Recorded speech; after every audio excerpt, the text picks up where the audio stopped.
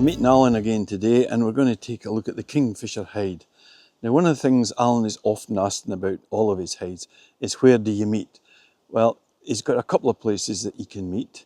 It just depends on where you've been staying or which direction you've been travelling in or which hide you're going to. But what I'll do is, before we head down to the Kingfisher hide, I will show you the two locations as to where you would meet, depending on where you've been staying, as I say, and which hide you're going to. One of the meeting places is in Ringford Village, so you just turn off the A75 just up there. There is only one turning in. Just drive in, it's a couple of 100 yards, and just when you come to that first cottage there, and where the black car is parked, there's a war memorial. So if you just park there, that's where you'll be met. This is the other meeting point in front of the old church, which is now being converted into flats.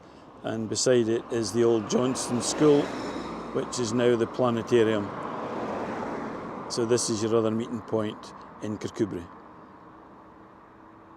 From your meeting place, doesn't matter which one it is, it's just a short drive to all of the hides, in fact. So this is us now at the Kingfisher hide, and it's not the hide that you can see in front of me here. You actually go past this here, you park there on the hard standing, and you just follow this path down. It's not a difficult walk, it's only for 50 yards.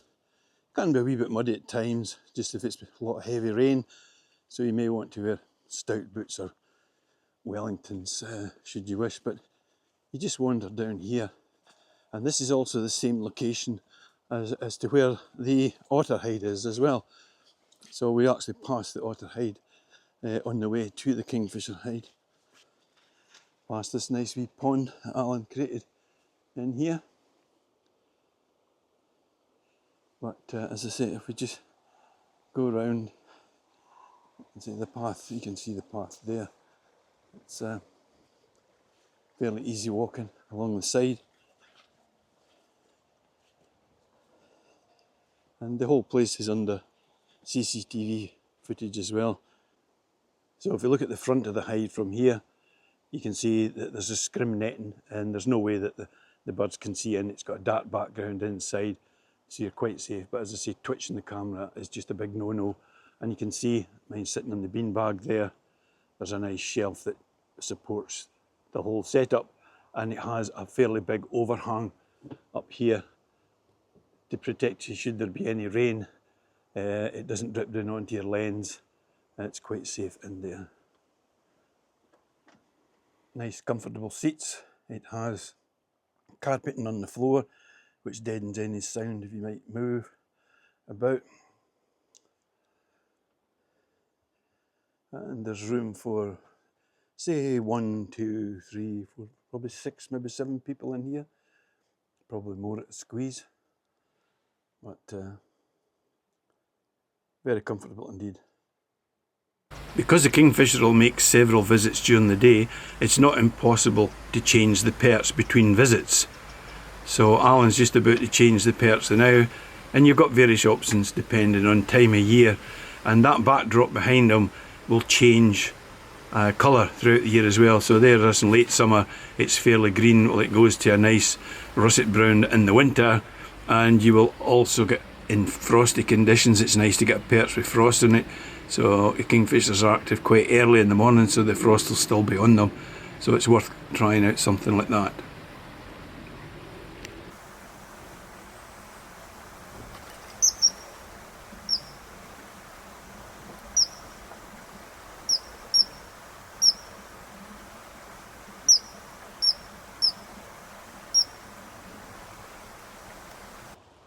Obviously, when I was talking about perches, there is the obligatory perch that I think everybody seems to want a kingfisher on, and that's the no fishing sign.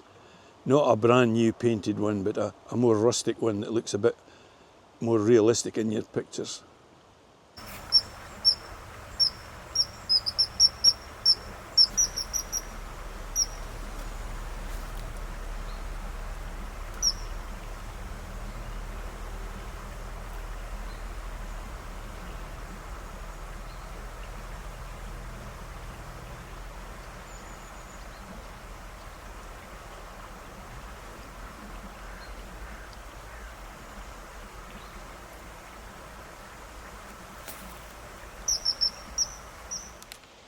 So when I'm in a hide, I don't like to use a prime lens because you end up with two pictures, one vertical and one landscape, and they all look the same. So I would always suggest a zoom, and that can be a big zoom or a wee zoom.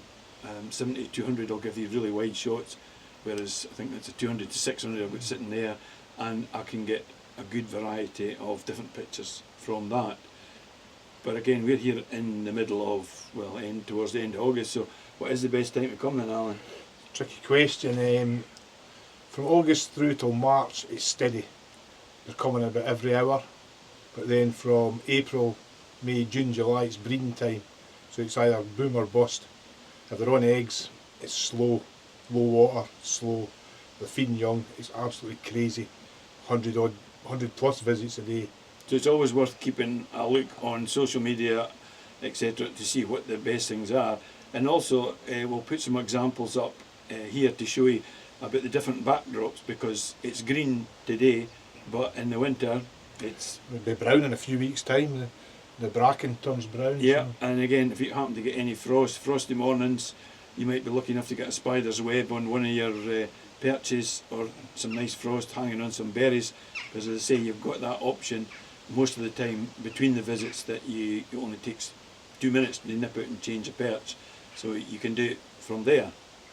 So hopefully you've enjoyed this wee video, and you will look up Alan's social media pages. Again, keep an eye on the website and keep up to date with what's happening at the Kingfisher hide, the otter hide, pine marten hide, owls, whatever you fancy. So we'll see you again in the future.